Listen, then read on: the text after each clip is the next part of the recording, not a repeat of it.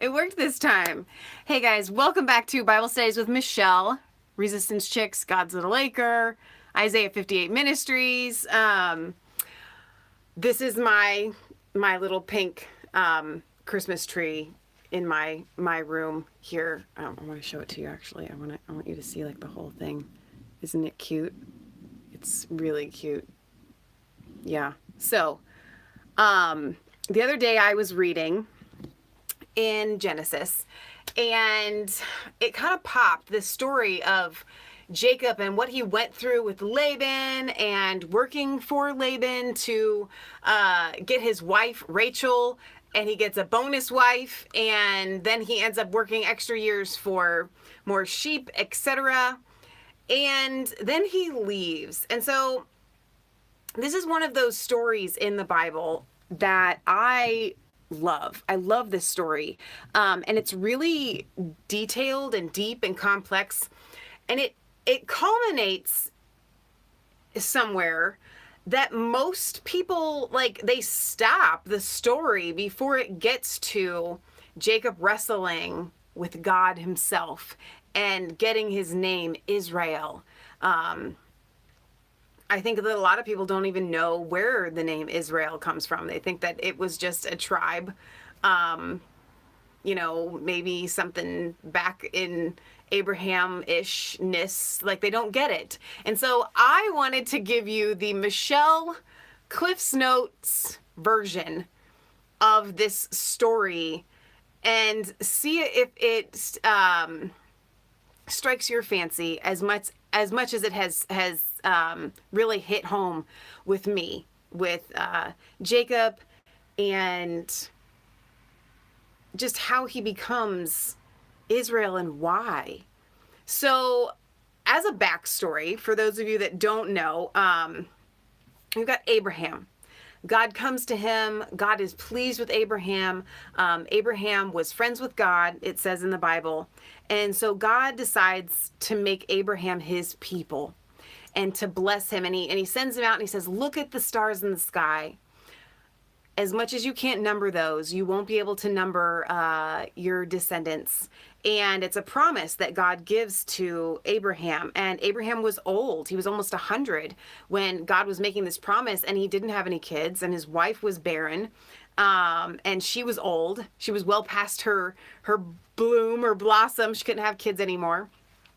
And she does get pregnant. I'm going to wrap that story up fairly quickly because that's not the focus of this this little sermonette that we're going to do today. But God decides he's going to make his people through Abraham and his descendants. And it's going to be this amazing thing. And we are part of that. We are grafted into that through Jesus Christ, which is another beautiful thing. So Abraham has Isaac. A lot of cool stories happen there. And then Isaac marries Rebecca. Now, I do need to talk about that story just a little bit so you can understand where Laban comes into the mix, right? Laban ends up being Jacob's father-in-law. He is also his uncle, right? So Abraham sends his servant to get a wife for his son Isaac. And the servant prays and asks God. He sits by a well, and he's got all his camels and stuff, and he's on a mission to get his master's son a wife by the Lord. So he prays and he says, God, the maiden that comes out, who I ask for a pitcher of water, that draws it and then offers to give water to my animals, my camels, let her be the one that is supposed to be the wife for my master's son. And that happens. Rebecca comes out and she offers water for his camels. And so he knows that instantly that that's her. So he goes and long story short, he's talking to her family, and her brother is there. That's Laban. And they give permission and well, not even just give permission. They say, listen, She can make up her own mind if she wants to go and marry, and she says yes, that she wants to. And so she leaves Laban and she leaves her family, and she goes and she marries Isaac. And one of the cool parts about Isaac and Rebecca, something that is also overlooked a lot, is, let's go back here. I didn't even like highlight this. I'll probably just have to tell you, but it's like in Genesis, we're in Genesis 31, I think, 30 and 31. But if you go back a little bit further, Rebecca is also barren. And it says, here we go back to chapter 25. Isaac was 40 years old when he married Rebecca. And they're married for 20 years, I think it is. And she doesn't get pregnant. And it says that Isaac prayed unto the Lord for his wife because she was barren. And the Lord was entreated of him. So this is really important, you husbands out there, for you to pray for your wives. You have so much power to open your wife's womb just by praying. I mean, how amazing is that, right? And the Lord was entreated of him, and Rebekah, his wife, conceived. And it says, but the children, she was pregnant with twins, strove together within her. And therefore, she like asks God, she's like, dude, why is this happening to me? And the Lord answers her. So wives, even before Jesus, if you have a righteous husband, and even if you don't, you can talk to God, right? And God talked back to her. He literally spoke back to her, and he says, 2 nations are in thy womb, and 2 manner of people shall be divided out of thy bowels, and the one people shall be mightier than the other, and the elder shall serve the younger. So she gets this promise, and she understands that the child that's born second is going to be the mightier nation, and the child that's born first is going to be the one that serves Jacob. This is already a promise. She already heard it straight from God. And so when these twins are born, Esau comes out. He's all hairy. And then Jacob comes out, but he's grabbing a hold of the heel of his brother. Like, he's grabbing a hold, and that's going to come into play later in this story. So having this promise, knowing that that Jacob is supposed to be the one to rule, we do see a little bit of finagling trying to happen here. At one point, Esau comes back from a hunt or whatever, and he's really tired, and he wants some of this food that Jacob's made, and he's like, give me some of that food. And he's like, no, I'm not going to give it to you. Sell me your birthright. He's like, what does that matter to me? I'm famished. I will die if I don't eat. Give me the food. Fine. Take my birthright. Whatever. Jacob takes that seriously. He takes his birthright. Then when Isaac is dying, he's very old. He's going to bless Esau. He tells Esau, go out, hunt some venison for me. I love venison. Come back and make it for me, and I'll eat it, and I will bless you. Well, Rebecca overhears. Mama overhears, and she knows that Jacob is supposed to serve, Jacob is supposed to be mightier than Esau. And so she takes matters into her own hands, and she sends Jacob out to go, she actually takes these 2 like kids, what they call them, like sheep and stuff, and she cooks them up really, really good, and she skins goats and puts, because Esau was very hairy, and he was a woodsman, he was an outdoorsman, and Jacob was kind of not. It's hard for me to appreciate that, but I think even back then he probably wasn't quite a soy boy, so we'll go with the story. So he wears all the hairy goat's fur, and he goes in, he says, Father, I've done this, I've cooked this food for you, now you can bless me. Isaac is a little bit leery, so he has Jacob come, like, let me feel you, and he feels that he's hairy. I still don't know how this story passes, but old guy, whatever. Okay, it happens this way. It didn't have to happen this way because God already said that Jacob was going to be mightier. They didn't need to finagle this, but they did. We don't always have to take matters into our own hands just because we know that God has promised us something, right? So Long story short, and there's so many details here that I'm skipping over because this isn't even the part of the story that I want to get at, but it is relevant later on. So Jacob gets blessed, and Isaac blesses the heck out of him and says, you're going to be mighty, and yada, yada, yada. Esau comes back, and he's like, hey, Father, I've got this stuff for you. And he's like, wait a minute, where's the person that was just here? I just blessed them. And he's like, what? Oh my gosh, no, you didn't. Jacob, you stole my birthright. Now you're stealing my blessing. Father, don't you have a blessing for me at least? And Isaac is like, dude, I gave the big one away already, but I do have something for you. I've already said that this one will be mightier than you, but he does give him a blessing, and Jacob flees the situation. He runs away, and his mom sends him off to get married. And I think both Isaac had said, don't get married amongst the Canaanites, just go back to our family. And so he sends Jacob to Rebekah's family, and Jacob finds Rachel at this well, and he falls head over heels in love with her, and he kisses her instantly. Do not do that. Okay. I believe in saving kisses for marriage. I don't think you should instantly, but this is a Bible story, so we're going to go with it. But I don't recommend kissing strangers, even if they are related to you and you are overjoyed at having found your family. But he falls head over heels in love with Rachel, and Laban is so happy that his sister's son is there, and he says, I'll make a deal with you. You work for me for 7 years and you can marry my daughter. So he does, and it says that those 7 years seemed like nothing. He was so happy to be working for the woman that he loved. And then somehow, again, I don't quite understand how this works, but I do believe the Bible and I don't question it. Laban fools Jacob, maybe he was drinking, I don't know. But sends in Rachel's older sister, Leah, and has Jacob actually marry Leah first.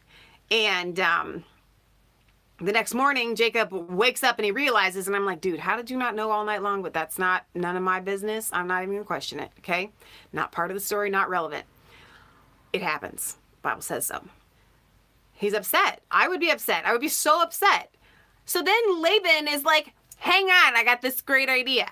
You worked for me for 7 more years. Well, and he does give an explanation. It's our custom that the older daughter gets married first. And I'd be like, if I was Jacob, I would have been like, where was that in the fine print of this document that we were supposed to, the agreement, okay? You ain't never said that to me, all right? I would be upset. But God knew. God knew that all this was going to happen. So he works 7 more years. Laban strikes another deal with him. And Jacob is like, listen, I love her. I'm going to do it. Fine. If that's the deal, that's the deal. So 7 more years go by, and he marries Rachel. And then he ends up working for Laban, I think for 6 more years after that, for sheep, for like provision. So he's with Laban for a total of 20 years. That is such a long time. And you're with this person, you're with this family becomes your family. And amidst all of this, again, I'm skipping over the whole Leah having babies and Rachel having babies and yada, yada, yada, because again, that isn't exactly my focus for this story. There's so much in here. You should go and read it yourself. You will be blown away by this story. It's so wonderful. It's such a great story. So let's go back to Genesis 31, where I want to be. All right, so actually, we could back up a little bit further, go back to Genesis 30. And so Jacob decides that he wants to, he's done working. He wants to leave. And he says to Laban, send me away that I may go unto my place and to my country. Give me my wives and my children for whom I served thee, and let me go, for thou knowest what service I have done to thee. Then Laban says, If now I have found favor in thy sight, tarry, wait a little while. I have perceived that the Lord hath blessed me for thy sake. So here Laban admits that he understands that he has been blessed because of all of these 14 years of work that Jacob has been doing for him. And he says, appoint to me your wages and I will give it to you. Tell me what you want. And so then Jacob says, you know what service I have done to you, and in what taking thy cattle hath been under me. For the little that thou hadst before I came is increased into a multitude, and the Lord has blessed thee by my coming. But now when shall I travail for mine own house also? And I thought that this was really interesting. That's verse 30 of chapter 30.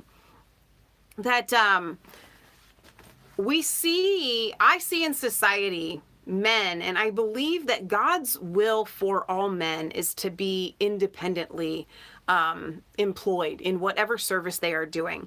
I don't believe that men should be underneath of other men. Now, I think that for a time, Jacob worked for this guy for a time, but he got to a point where he says, hang on, everything that I've been doing has been to your profit. I'm going to quote him again because it's a really powerful line. When shall I travail for mine own house also? So here we see that Jacob's wives were provided for. His children were provided for. They had everything that they could possibly want. And yet Jacob felt inside that it was important for him to be working for the progress of his own house, for building up a provision for his family and his posterity and their children, okay? That's how life is supposed to work. You know, we talk about on Resistance Chicks all the time about having a farm, and a lot of people say, I don't want a farm, I don't want to.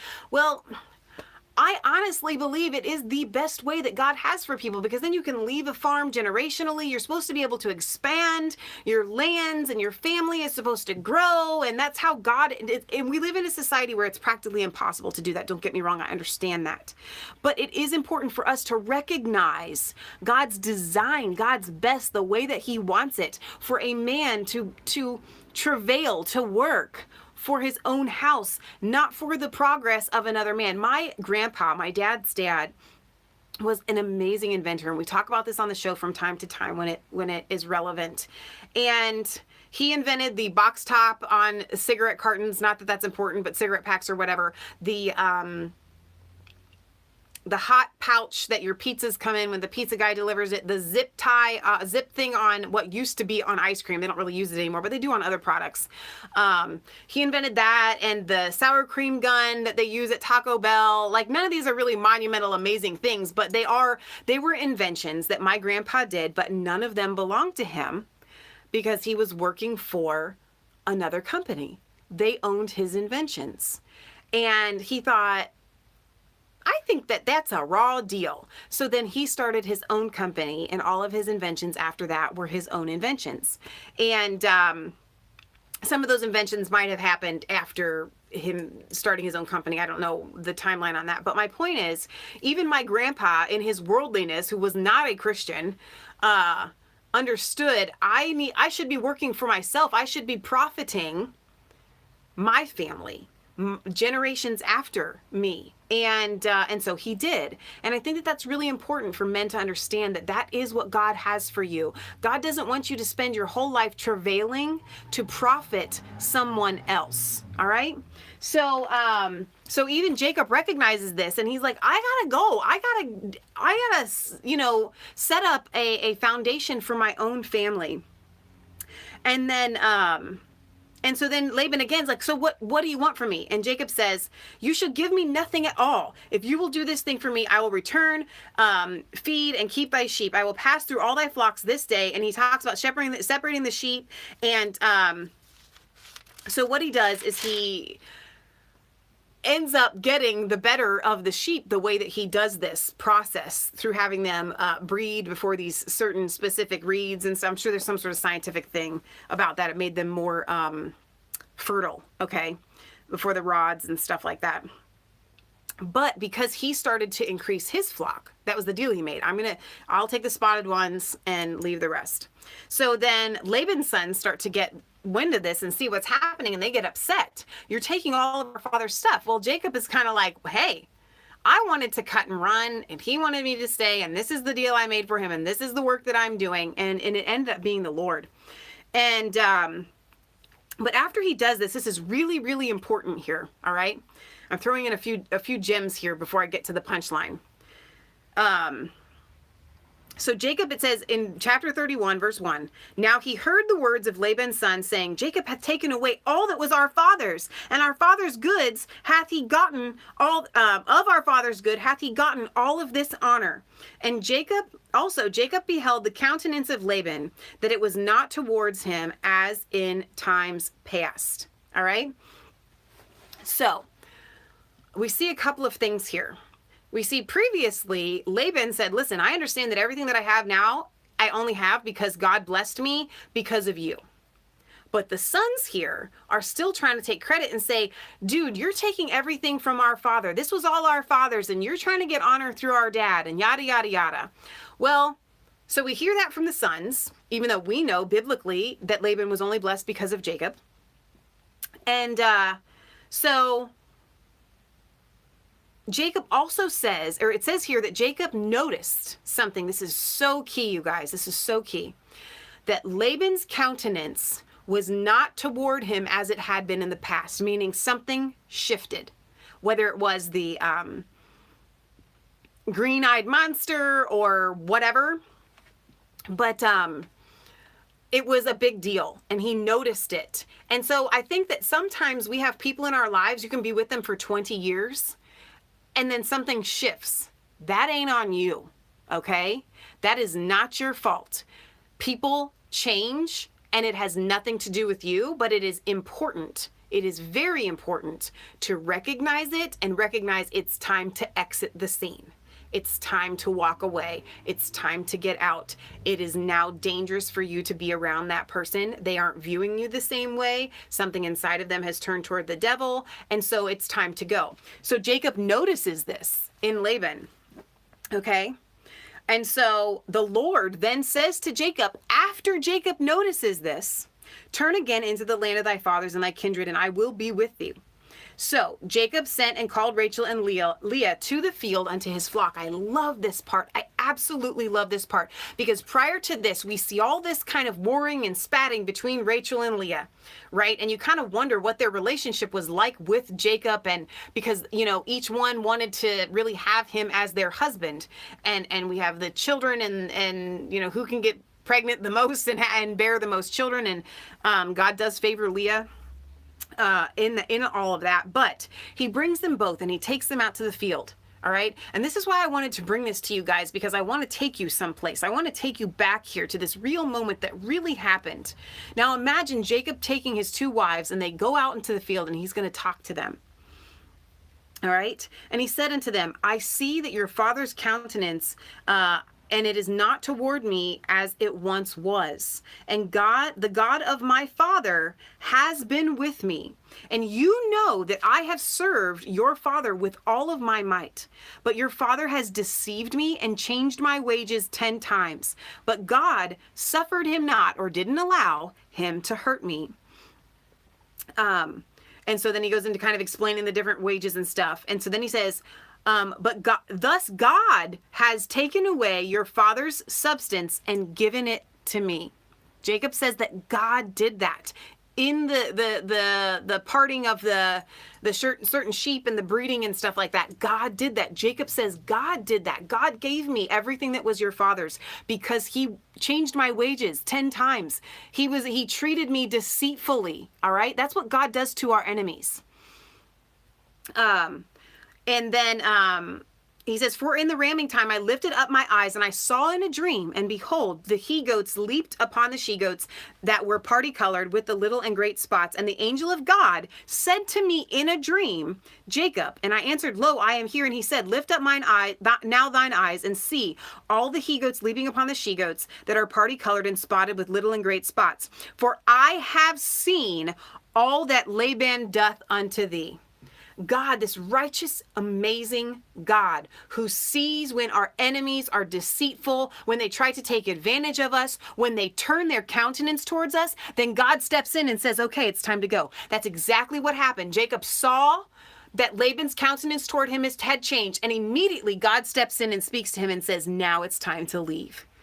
And then God says, I have seen everything that happened to you, the evil that has done. God does not dismiss when you are taken advantage of, when you are lied to, when you are deceived. God sees it and he will bring justice and he will give retribution. If you always look to him and trust him and always give glory to him when these things happen. And that's what Jacob did, right?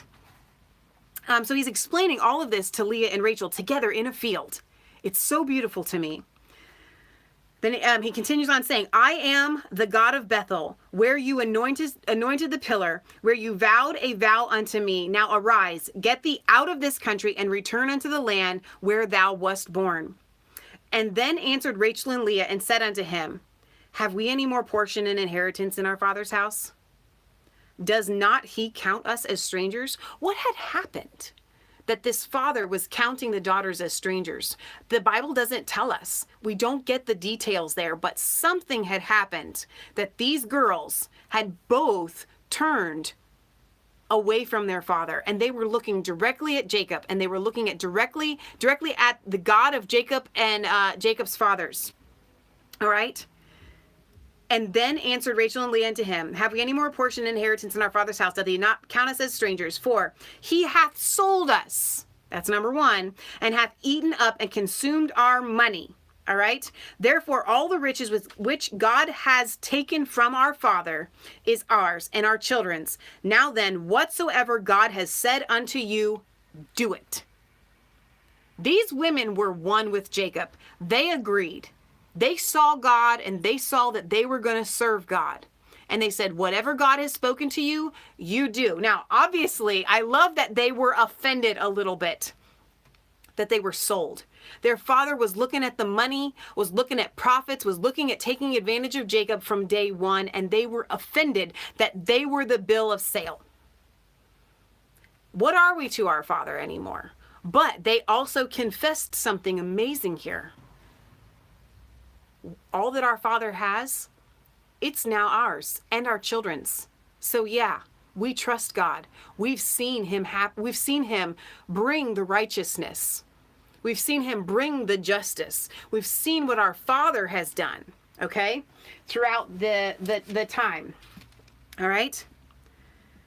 So Jacob rises up and he leaves. All right. I'm going to skip over some stuff here. It says he stole away the heart of Laban, the Aramite, for he told him not that he had fled. He left without telling him. All right. So,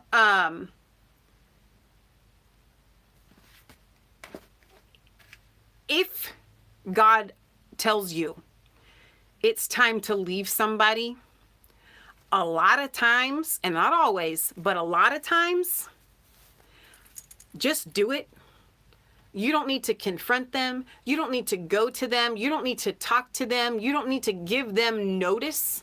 It's safer to just leave. And Jacob understood that, and he left. He hightailed it out. Takes all of his goods, all of his family. I'm headed home.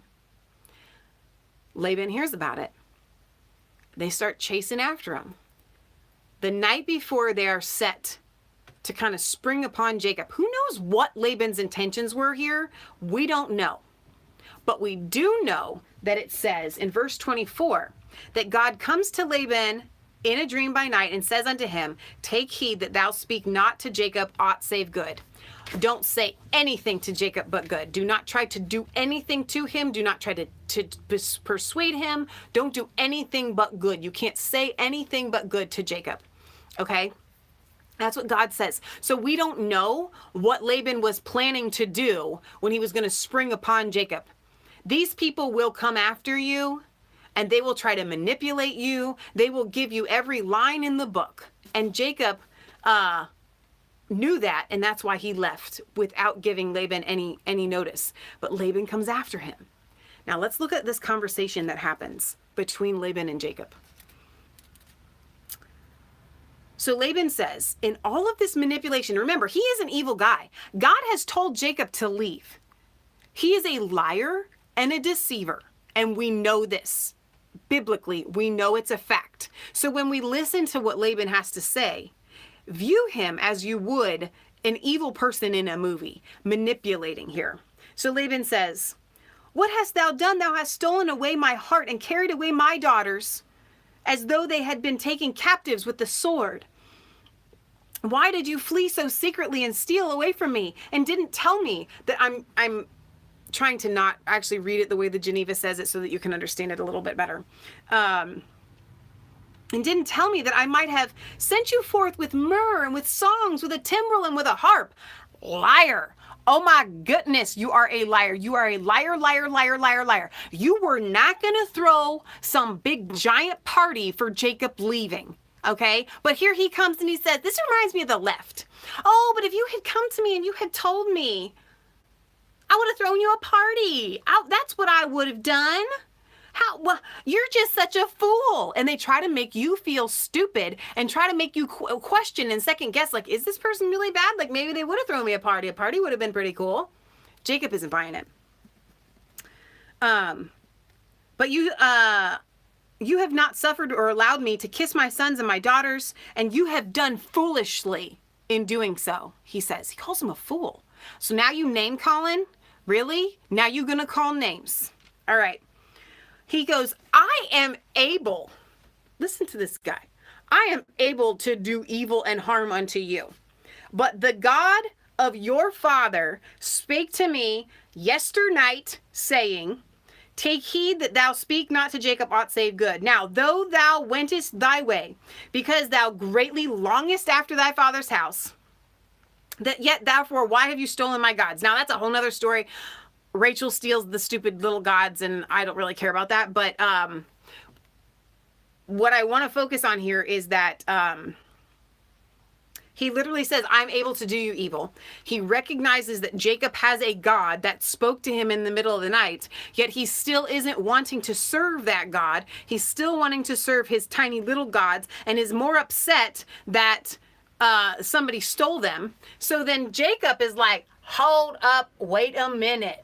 Okay, nobody here stole your gods. Well, Jacob, actually your wife did, but he says no. So then she's sitting on this little saddle. She's hidden the gods underneath him, says, dude, I'm on my period. I can't get up, Dad. I'm sorry. She gets away with it. Now, I don't think it really is neither here nor there about these little gods. Okay, but I do think that the Lord allowed this to happen so that Laban would be shown to be a fool here, because then Jacob gets to give this speech.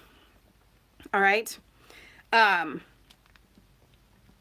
So when Laban can't find the gods, right? And it looks like he's totally wrong that nobody stole them. Well, it's your daughter, and here you're trying to like claim them as your possession. So I'm not sure how much stealing it is, but that's a topic for another debate. All right. So Jacob was wroth. He was angry, it says, verse 36. And he chode with Laban. He had some words. Right? And Jacob answers and said to Laban, what have I trespassed? What wrong have I done? What have I offended that you have pursued me? So Jacob understood Laban was there for a fight. Okay? He wasn't there to say, oh, please come back. I love y'all. No, he was there for a fight, and Jacob's angry at this point. All right? Jacob is fit to be tied. He says, seeing you have searched all my stuff, literally says all my stuff. I want you to see that. Whoa. Okay, hang on. It's not focusing. All my stuff. Where's the all my stuff? All right, there it is. Right there in my fingernail. All my stuff. Okay? All my stuff. What did you see? It said all my stuff. We have searched all my stuff. What have you found of your household amongst my stuff? Put it here. Place it before everybody, my brethren, your brethren, that they may judge between us both. This 20 years have I been with you. Your oohs, your ahs, however you want to say it, EWES, little sheep. And your goats have not cast their young, and their rams, the rams of thy flock have I not eaten. Now listen to this, because this is really key to his little righteous rant here. Whatever was torn by the beasts, I brought it. not unto thee, but I made it good myself of my hand. And then he says, of my hand thou didst require it, were it stolen by day or stolen by night. So let me bring this into English here. He literally says, listen, I was taking care of your animals 20 years long, okay? I didn't eat of any of them unless a beast or an animal had come and killed it. I made good of it then, okay? And actually, you made me pay for it when one was stolen or one was attacked by an animal, okay? Imagine this righteous rant that he has here, right?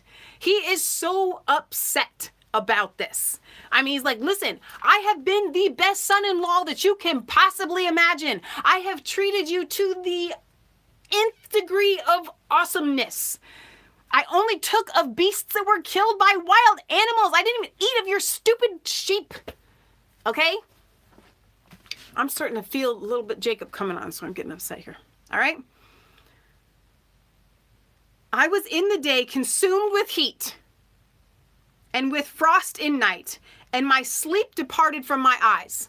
Dude, I'm out there in the hottest of the day. I'm freezing at night, taking care of your animals. I can't sleep. I'm doing all this stuff for you. Okay? Thus have I been 20 years in your house and served thee 14 years for your 2 daughters and 6 years for your sheep, and you have changed my wages 10 stinking times. Okay? Then he says, except the God of my father, the God of Abraham, and the fear of Isaac had been with me, surely you had sent me away now empty. But God beheld my tribulation and the labor of my hands and rebuked you yesterday, last night when you were sleeping. God rebuked you. If God hadn't been with me, you would have sent me away. He literally says, this speech is the most epic speech on the planet. Why is this not redone in movie form? Let me play Jacob. Okay? I'll put my hair up. I want to deliver this speech, man. But the fear of Isaac, my father, was in you. And that's why you didn't send me away. And God beheld my tribulation and the labor of my hands. God saw it all. God sees what you guys have done. Right? And he rebuked you yesterday. And he's excited about that. So then Laban says unto Jacob, these daughters are my daughters, and these sons are my sons. Hold up, wait a minute. No. Even now, he is trying to take credit and say, these are mine. He literally, hang on, let me keep reading here because he goes on. These sheep are my sheep, and all that you see is mine. What can I do this day unto these my daughters and to their sons which they have borne? Now, therefore, let us make a covenant. So first of all,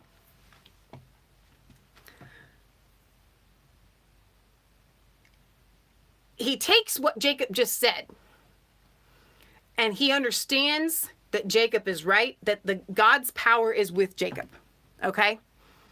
But just like evil people have to do, they have to save face, right?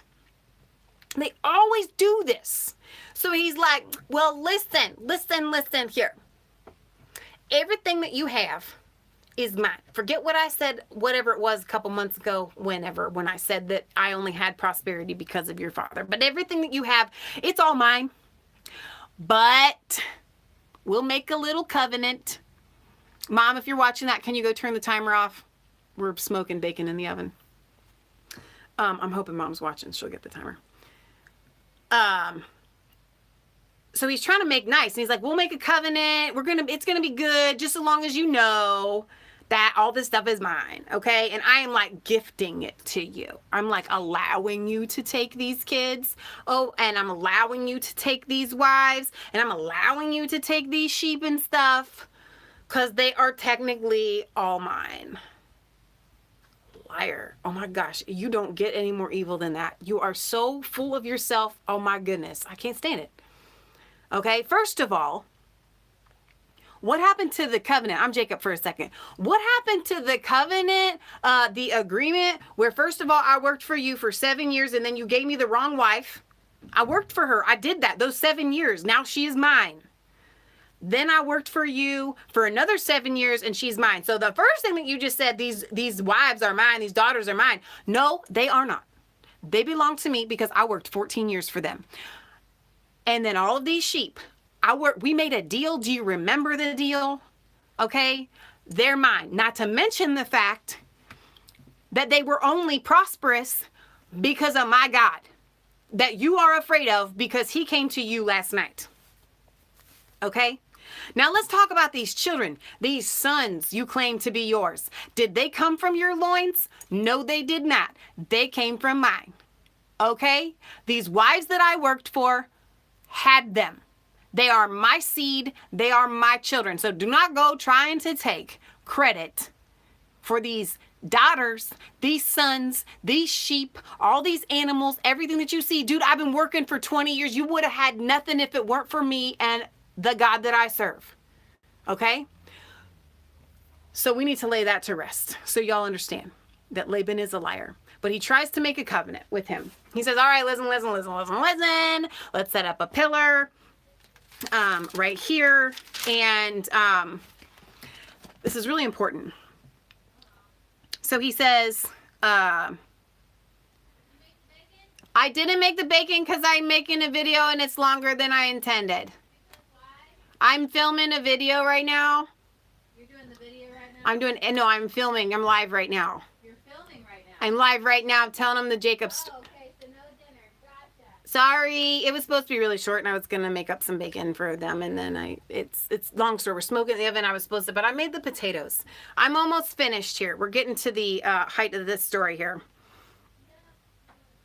So, Laban says, this heap is a witness between me and thee this day. Therefore, he called the name Gilead, and he also called it Mizpah, because he said, the Lord look between me and he, when we shall be departed from one another. If thou shalt vex my daughters, and shalt take wives besides my daughters, there is no man with us. Behold, God is witness between me and thee. Moreover, Laban says to Jacob, behold this heap, and behold the pillar which I have set between me and thee. This heap shall be witness, and the pillar shall be witness, and I will not come over this heap to thee, and thou shalt not pass over this heap and this pillar unto me for evil. I love how he says, listen, I'm not coming to you, but you're not supposed to come to me to do evil. He only puts the evil part on like Jacob coming back to him. And he says, the God of Abraham and the God of Nahor, excuse me, you're bringing in false gods to this? And the God of their fathers be judged between us. But Jacob, he does swear, but it says right here in verse 53, he swore by the fear of his father Isaac, and that he only swore by God. He was not going to swear by these false gods that that Laban says. And the study note there says, behold how the idolaters mingle the true God with their feigned gods. Okay, that's really, really important to recognize that they do that. So like Nancy Pelosi, she comes out and she's like, I pray for Trump, I'm Catholic. And all of a sudden you think she's a Christian because she's talking about God. No, they mix their false idols with God all the time. It makes it actually worse, okay, than if she were to just come out and say, I worship false idols. But when you mix God in the mix, hellfire and lightning and stuff is going to strike you dead. Okay, so now, I could read the rest of this, but since we've got dinner, I'm gonna sum the huge part of this up the way that I did with Leah and Kansas in the car the other day when I was excitedly telling them about this story. So Jacob makes this covenant, leaves Laban, and he's headed back home. And he's going to have to pass by his brother Esau, who he hasn't seen, Esau, he hasn't seen in 20 years. And they did not part on the best of terms, so he's nervous. So he sends out people ahead with like gifts and stuff. And when Esau comes to him, he says that, and I do need to read this a little bit because it is really important. So the messengers come to Jacob and they say, we came to your brother Esau, and he comes against you with 400 men. Well, that couldn't have been, Jacob received that wrong. I don't know what the messengers were thinking, but Esau wasn't coming against him, okay? He was just coming to him, coming to meet him. Jacob gets so afraid. He is so scared. And that's when he starts sending, you know, one company after another full of like gifts and stuff like that. And so let's see. Jacob cries out to God. When we get in a situation where we are afraid and we don't know what to do, there is no fault in being afraid. There's no sin in being afraid. It's what you do out of that. What did Jacob do? He went straight to God and he prayed. He is afraid of what's going to happen between him and his brother. He knows that he's supposed to be mightier than his brother. He had the blessing. He had the prophecy. And yet he just dealt with Laban, right? He's afraid. So Esau's coming. He's kind of shaking in his boots, 400 men coming. So he prays to God and he says, "Oh God of my father Abraham and God of my father Isaac, Lord, which you said unto me, return unto thy country and to thy kindred, and I will do thee good." So here he is calling on the promises that God gave him. That's what we are supposed to do. When we are afraid, we go back to the promises that God gave us. Okay? I am not worthy of the least of all the mercies and all the truth which you have showed unto thy servant. That's me. For with my staff came I over this Jordan, and now I have gotten 2 bands. All right. So what he says is, God, I'm not worthy of all this stuff that you've blessed me with. So when we go to God and we try to call down the blessings that he has promised us, you need to go with humbleness. You need to recognize everything that you have in life that God has blessed you with. So you go and you call down the promises, but you also say, God, I'm not worthy. I'm not worthy. I came over here with a rod, and now I'm leaving with 2 whole bands of people and sheep and all this stuff. I am so not worthy of the mercies that you have showed me. Okay? And all the truth which you has showed unto thy servant. For with my staff I came over. Right? He says, I pray thee. He asks God, deliver me from the hand of my brother, from the hand of Esau, for I fear him.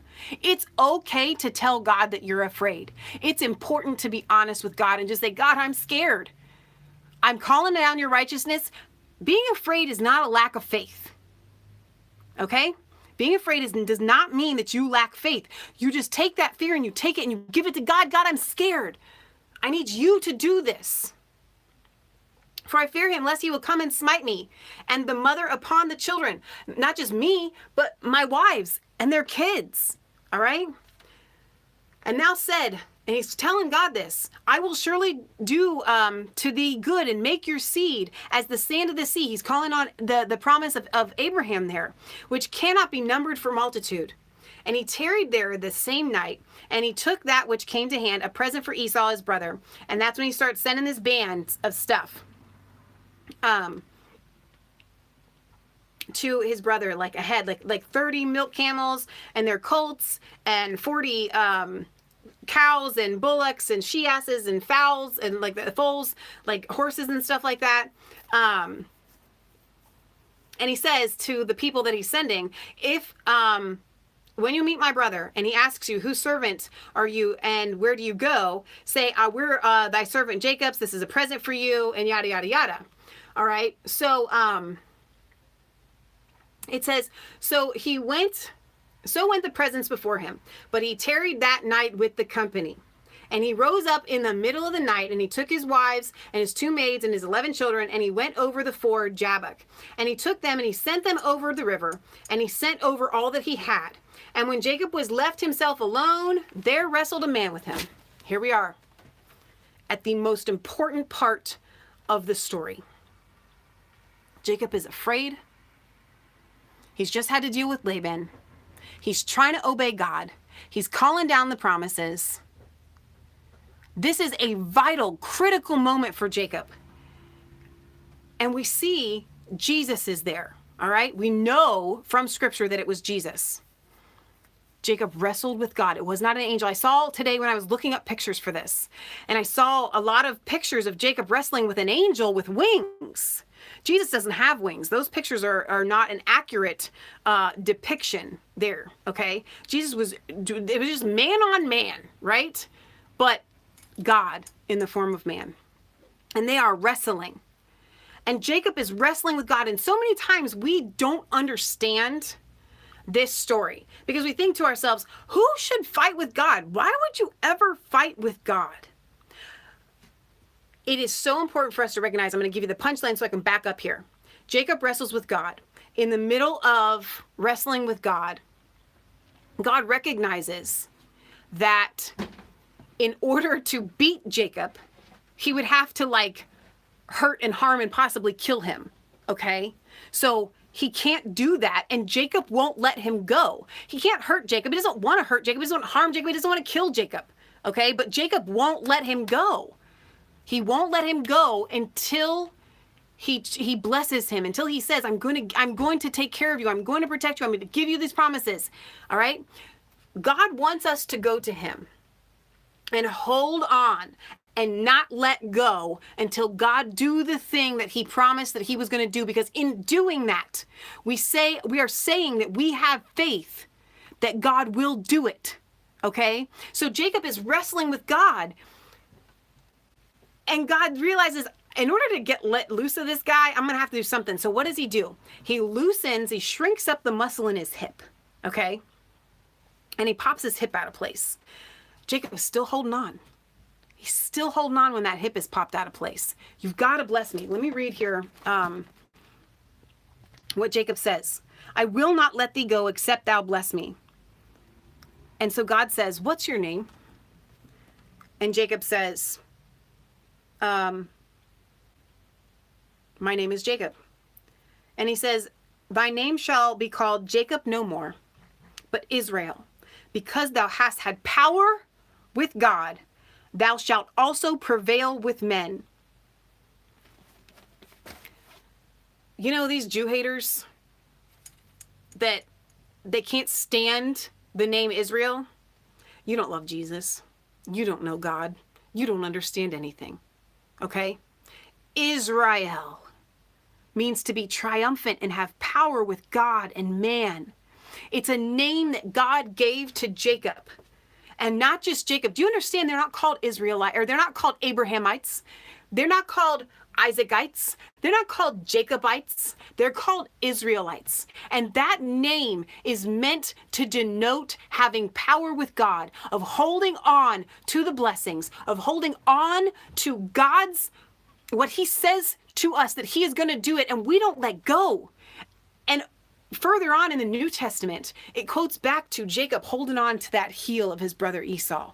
Holding on. You don't let go. You hold on to God. To wrestle with God is such an amazing thing, okay, that we go through when we hold on to God and we hold on to his promises and we do not let go. And that name Israel was meant to carry on for generation and generation and generation. And every time we say it, we are meant to recall what Jacob did when he wrestled with God, and God changed his name and said, you have been triumphant with me. You will no longer be called Jacob. You will be called Israel, and your descendants will be called Israel. Guys, it's so important for you to grasp a hold of this right here. Now, Jacob then says, so, you asked me my name. What's your name? I love the incredulity of God here. He says, wherefore now dost thou ask my name? He doesn't answer him. He does not answer the question. It's like, this is literally what God says. Why would you ask me that? You know I'm God. Why would you ask me what my name is? You know that I'm God. How do we know that Jacob knew that it was God that he was wrestling with? Go to the next verse. And Jacob called the name of the place Peniel, for he said, I have seen God face to face, and my life is preserved. I have seen God face to face, and my life is preserved. Jacob wrestled with God, and he was triumphant with God, and he had power with God, which God then says, you will have power with man. And we are part of that. We are part of that covenant, of that being grafted in to the tribe of Israel. We hold on to God's blessings, and we don't let go. And it is okay to wrestle with God. I think that I have, hang on, don't go anywhere. It's probably not even in here. This is one of my books of poems here. I have a poem, and I know it's not in here. It's called To Wrestle with God. And maybe I'll find it and put it in the description later. Yeah, it's not in here. But it's really important for us to understand the power that we have with God. It says because he had power with God. Power with God. How do you get power with God? By holding on to his promises and not letting go. That's how we get power with God. So I hope that you guys have enjoyed this little rendition, a little bit off of the beaten path. We're supposed to be going to Acts in our journey of Bible studies with Michelle. But this story really stood out to me. Here, it's the night before Jacob is going to meet Esau. He's afraid. He's scared. He's just cried out to God. This moment is epic. And then he wrestles with God, and he gets a whole new name, and he gets set on a whole new path. And he has peace with his brother. God's all about reconciliation. He reconciles with his brother Esau after this. It's such a beautiful thing. It's so beautiful. God answers his prayer. He literally prayed, don't let my brother Esau kill me and all my wives and my children. God answers that prayer. God answers the prayer of people who hold on to his promises, like Jacob held on to Esau's heel, like Jacob held on to Jesus when he was wrestling with him. It wasn't a fight. They didn't come to blows. There were no fists here. It's wrestling. Wrestling is all about holds, right? You get somebody into a hold and they can't get out of it, all right? Wrestling with God, holding them there, holding God to his promises. He wants us to do that, to have power with him. It's so beautiful. It's so amazing. So I hope you guys have been encouraged. Please share this. I'm going to shut it down before we hit an hour. Thank you guys for being here. I love you. God loves you. God bless. I'm super excited about our video that we're going to be doing, premiering next week. We're going to have a giveaway with Barry Jones and his book, The Treasonous Cabal. I've been working on that. We'll be back tomorrow at 1 p.m. Eastern Standard Time for our European and UK news. Go Brexit. The Conservatives won. Tomorrow's going to be an epic show. If you want the latest on that, you can watch our show from last night. Maia's got the resistancechicks.com address up there. You can click on that. You can see all of our videos there. Thank you guys to the moderators who were here and for joining me in my little Bible study. I love you guys so much. I'm so thankful for you. Hold on to God and his promises. God bless, guys.